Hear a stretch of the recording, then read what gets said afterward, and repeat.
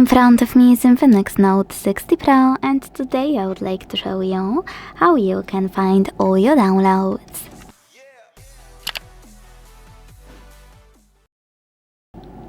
First of all, you need to open Files app that's already on your smartphone available in Google folder. So tap on Google, scroll and select Files. Now click on Allow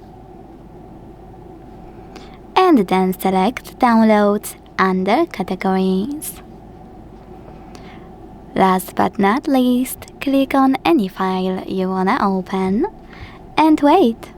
As you can see, all of my downloaded files are over here and I can open each one. To manage one though, you can use those dots next to it. And to manage multiple, you can either click on this icon at the top right corner to select all, or hold one and select all of those you wanna. Then manage them thanks to those icons at the top right corner. Thanks so much for watching. If you enjoyed this video, leave a like, comment and subscribe. Bye!